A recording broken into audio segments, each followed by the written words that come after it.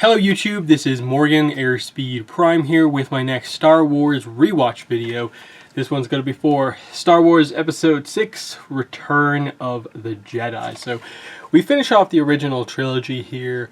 We go back to the movie that kind of, before obviously the sequels, was the ending of the saga, or what, the movies, the numbered movies as you want to call it.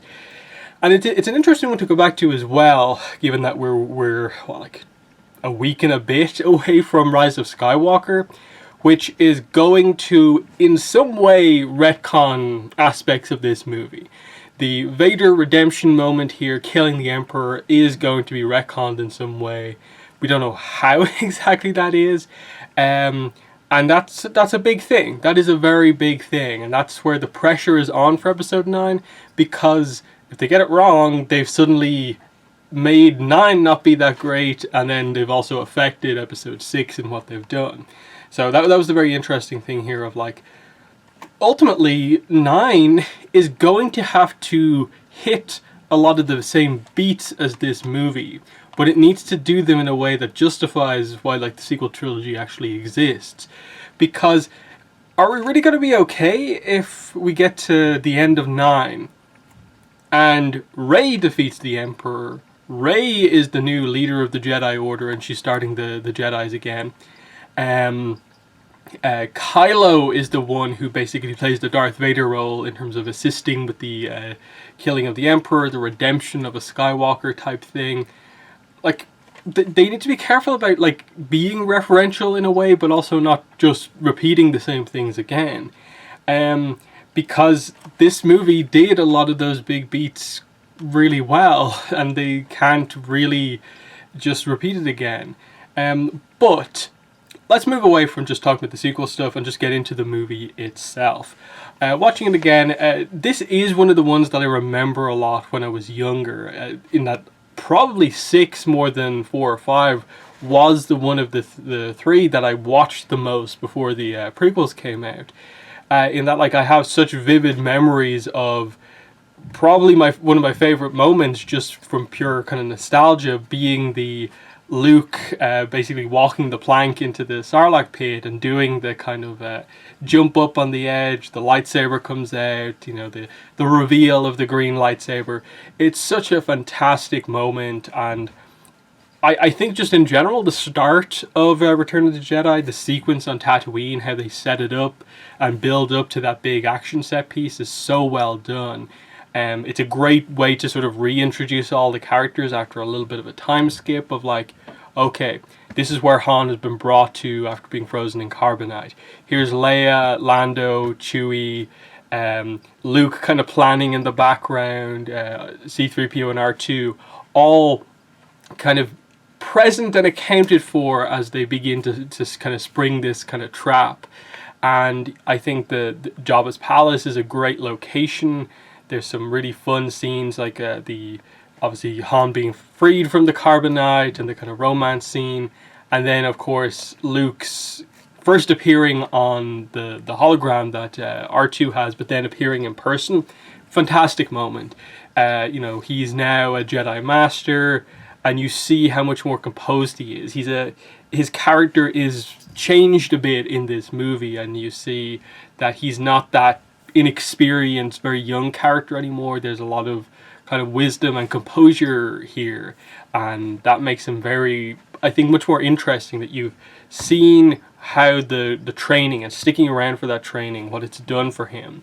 And I think that's represented with the green lightsaber, a lightsaber that he's made himself. The fact that this is the first time we get to see a green lightsaber. That's also a very cool thing. Blue is still, of course, my favorite color, but there's a unique thing just here with the first green lightsaber. And yeah, it all builds up to, we have the Rancor scene, which is a pretty nice action scene, but it all builds up to the big Jabba sail barge, the Sarlacc pit, Boba Fett's there, and it's just Luke and the others versus all of, like, Jabba's palace. And it's, without being like a full-on, like, lightsaber sequence, it's just a nice kind of everything breaks down, chaotic action scene.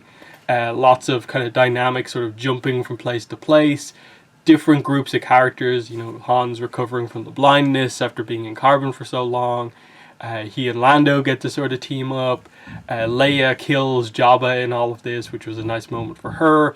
And the escape back to the rebellion, that we've had a break from the main battle between the Empire and the Rebellion.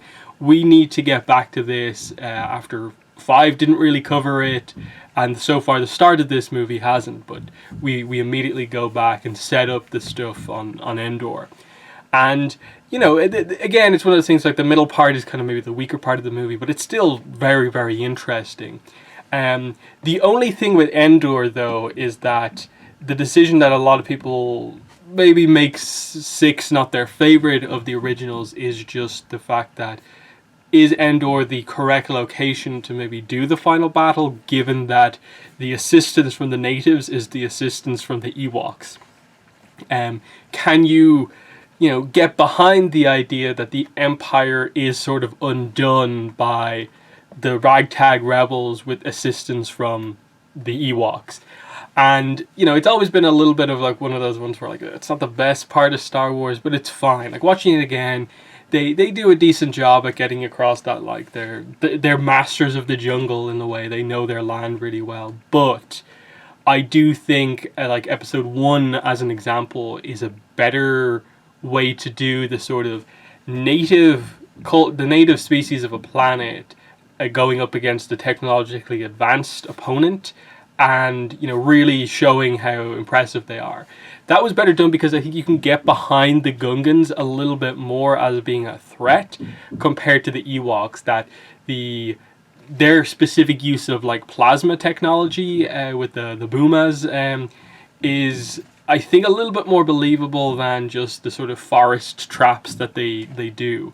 Again, it's sort of a sort of classic, in a way, trope type thing that Return of the Jedi does, and so it's a good example of that. But I think, given that it is the sort of finale of Star Wars up until the sequels happen, I think you probably should have made it a little bit more impactful what species you had there, in that, I suppose the big question would be like, if this was Kashyyyk and it was the Wookiees being, helping out like this, you'd be all completely behind it because Chewbacca's amazing, so all the other Wookiees finally getting their own back against the Empire. It would fit into like the story really well, with the idea that like the Wookiees have always been like sort of enslaved by the Empire to like make the Death Stars and so on. So that just would have been my preference in terms of a native species that you could have done a little bit more with. That's just my thoughts. We do get like the death of Yoda in this as well, which is I think it's a really well done moment as he again fades away into the Force. You have this sort of discussion about you have to confront Vader. That's your sort of final test to become a Jedi master, and just you at this point begin to set up the idea of there is still good in him. Luke believes this. And of course that's what Padme said just before she died. So that's really good setup. I like that you see, because it only works, I think, because Luke is more mature in a way in this movie. So him saying that is not just him being sort of impulsive because he's young. It's he understands his feelings. He has a better insight into Darth Vader and can sense that there is something still there in him. So I like a lot of this stuff here as they reveal like Leia is Luke's sister, and the whole like I've always known type thing, and it creates a little bit of an awkward moment between Han thinking that like, oh, like Leia and Luke are acting awfully close, but then obviously towards the end he finds out, oh, they're just brother and sister. Oh, that's fine. But yeah, you get the speeder bike chase sequence, which is again pretty well done, and it's nice to see kind of Leia involved in that. But definitely at this point, it is more about the setup for the final battle. We see basically the rebels organizing what's left of their fleet. It's very different groups, different types of ships. It definitely gets across the rebellion. you have Han Solo, Leia, and so on leading the sort of ground team to get down the shield generator, and then Luke obviously hands himself over, which is how he ends up on the Death Star with the Emperor and Vader. Which, again, like, we saw the Emperor in like a hologram in the last movie. Here we properly get introduced to him for the first time, and again, it's, you know, the amazing performance of Ian McDiarmid. He was amazing in the prequels, and this is like his, I suppose, original appearance. It's really well done. Like the voice for the Emperor, the way he says certain things, it's over the top, but it works for the type of character that he is. That he's not like visually imposing just by default compared to, say, Darth Vader, but the fact is, like, Vader is without fail just like, he is my master. I am not, like, he sort of plans a little bit behind his back, like he and Luke could work together to take the Emperor down, but in general Vader is loyal to the Emperor, and just that alone gets across the sort of power that he has, that no one will go against the Emperor.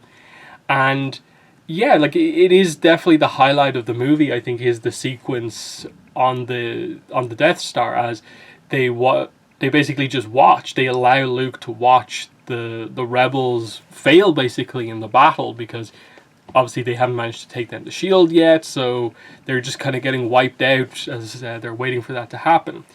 And it all builds up to the, you know, the idea of the Emperor basically asking Luke to get angry.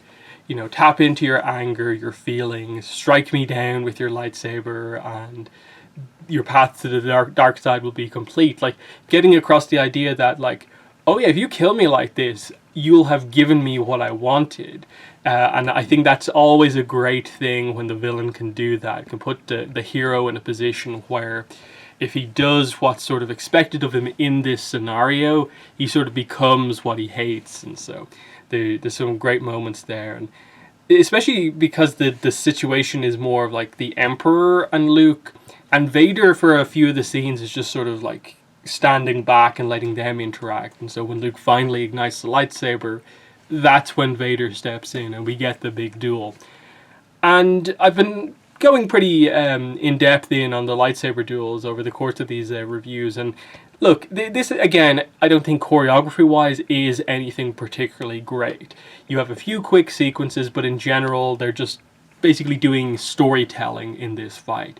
It's not meant to be about intense choreography. It's more about Luke's anger and the fact that, okay, he's skilled enough that he can sort of go more toe-to-toe with Vader, but that when he taps into his anger here, especially like when Vader mentions, you know, maybe your sister, and that's what really pushes Luke over the edge to attack Vader to the point where he overwhelms him and cuts the hand off. And we obviously find out at this point Vader has a mechanical hand, which again is an interesting one depending on when you choose to watch the prequels. Again, I've talked about like the 4, 5, 1, 2, 3, 6 order.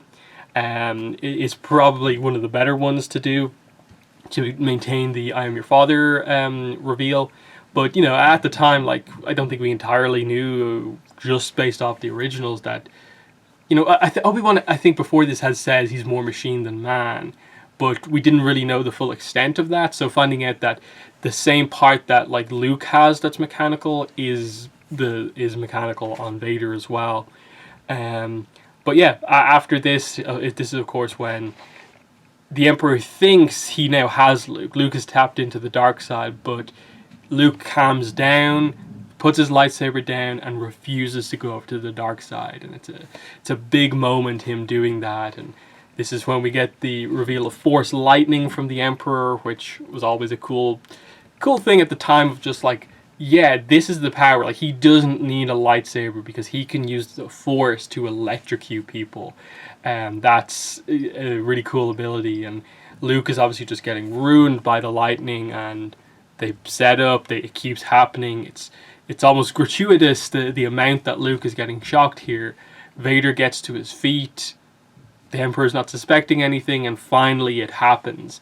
After all the kind of back and forth between Luke and Vader over the course of this movie, Vader can't just stand by and watch his son be killed by the Emperor. So he picks him up, throws him down the shaft into like the core of the Death Star, basically, and then of course the Death Star blows up a few minutes later. So the Emperor has been killed, which is why it's going to be so interesting to see how they explain Palpatine's return in Episode 9.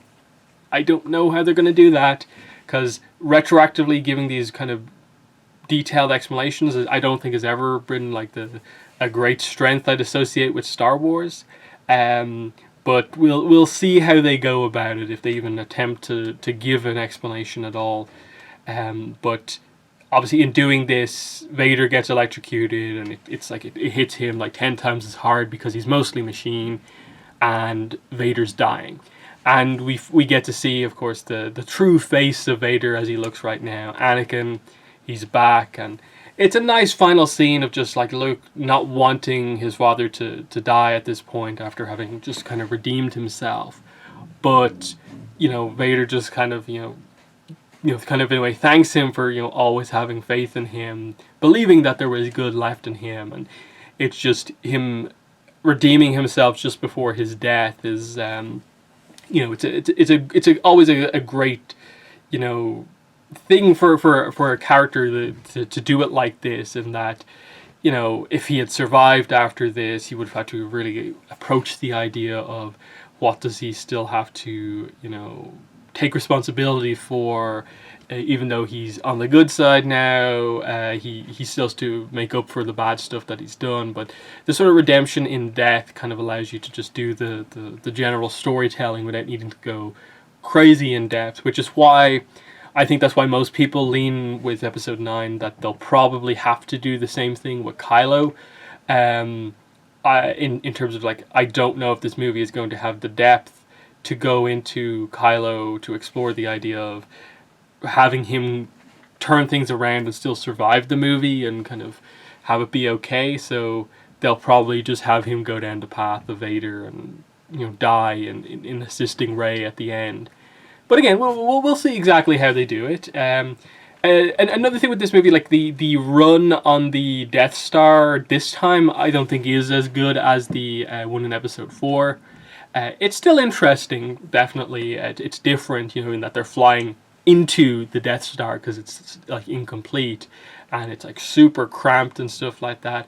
I like that you kind of do the duo kind of this. It's Lando and the Falcon, and then Wedge are like the two that take it down together. So, the fact that we sort of know Wedge is going to be in Episode 9 could be an interesting one if they give him any sort of a focus. But yeah, that's basically how the movie ends. Like Luke gets Vader's body off the Death Star. They land back on Endor. We get the big celebration, and then like in some of the kind of extra editions, they've shown much more of the planets. Like I think we get to see like Naboo, Coruscant, and just the celebration at the kind of end of the Empire in a way. Now, obviously in canon, we know that the war does still continue after this. The remnants of the Empire do still fight back. That's where like the Battle of Jakku actually happens and so on. It takes a bit longer than this, but just the death of the Emperor, the loss of like the main kind of parts of the Empire happens here, and they do most of the main storytelling here. And the big, I suppose, final thing to talk about with the movie is definitely the Force Ghost scene. And, we have like, Yoda, you have Obi-Wan, and Anakin. So, really good. I've always been perfectly fine. I think it was a really good decision to replace Sebastian Shaw with Hayden Christensen. It just makes so much more sense. And I think there's a lot of meaning behind that, of like they're roughly like the same age, Luke, and then this is Anakin at that time. This was Anakin before he became Darth Vader. It does make a lot of sense, and there's a lot of impact just kind of seeing the sort of similarities between the both at the same age, and just the sort of nod as like, yes, Luke made this happen, but the arc of Anakin is also sort of come to an end as well. And yeah, we just end with peace for the galaxy. Most of the main characters have survived. Han and Leia are going to be together, and so on. It's good stuff. It just is unfortunate that their decision making going into the sequels was to basically have most of the plot happen off screen, with regards to like, oh, Luke now has the opportunity to rebuild the Jedi Order. Let's off screen have him do that and then have it fall, and we'll catch up with the movies again, once again with no Jedi Order. It's just like, really? The same with like the entire setup for Ben Solo of like, Kylo. He's born. All the interesting kind of dynamic stuff about like why there's issues within that family, off screen, completely off screen. He falls to the dark side off screen. Snoke is introduced off screen. The introduction to the First Order happens off screen. I will just jump in and hope that you can catch up with what's going on. It's night and day, the transition between like the originals going into the sequels compared to how well they do it with the originals going into the prequels. It's still a different galaxy to get you into, but they do such a better job in the prequels of just making it clear, okay, we've got a republic. The Jedi are here. They are, they kind of work kind of with the Senate to make things happen. And it just the difference, as you said, of the Clone Wars, it's a different conflict, and we just have this weird situation in the sequels where it's kind of very referential to everything else, but then it's also kind of very not, and they don't really know what way they want to go. And that's always been, I think, the weakness now looking at the sequel trilogy, is that one of the main effects that they're sort of having is that they are affecting this movie's strength as like an ending, a temporary ending now, to the series. That they've kind of affected where people thought they'd go with the characters, and because they're not going particularly in depth, it doesn't feel like they're being particularly respectful towards some of these characters. It's very, very unfortunate that there exists Star Wars 7, 8, and 9, and we never get those three characters. Those three characters in the front, we never get them all in a scene together. And it's just like, how did that not happen? When you had all those actors at the start of this trilogy, how could you not make that happen? That's always going to be one of those kind of borderline like legendary things in probably cinema history, that, they bring back all these characters after this amount of time and didn't put them all in the same scene. It's just really. But anyway, episode 6, I was kind of wondering, like, is this going to be like a clear step below 4 and 5? But watching it again, definitely wasn't. I super enjoyed going back to this. Like I said, loved the Jabba sequence at the start on Tatooine. The Endor stuff, the ground battle isn't the best part of the movie, but they don't focus on it too much, and the stuff that's happening on the Death Star and so on really, really makes up for it, combined with like those more emotional moments like the death of Yoda and so on in the middle. I really do feel that this is a really good movie. I still ultimately would say of 4, 5, and 6, it probably is the bottom, but it's fairly close. So I'd ultimately agree. 5 is the best of the originals. 4 is probably the second best, and then 6 is the bottom there. Whereas like with the prequels, it's 3 is the best, 1 is the second best, and 2 is bottom. But again, I think it's fairly close. So that's just an interesting one. And then next we are moving on to episode 7, The Force Awakens. I don't have too much time to get through these two movies, so I will make sure to get both of those videos out before The Rise of Skywalker hits, because I also want to do a video covering my kind of final thoughts, sort of speculation, heading into episode 9. So be on the lookout for that stuff on my channel over the next kind of week and a bit. But that's been the video. Thanks for watching, and bye.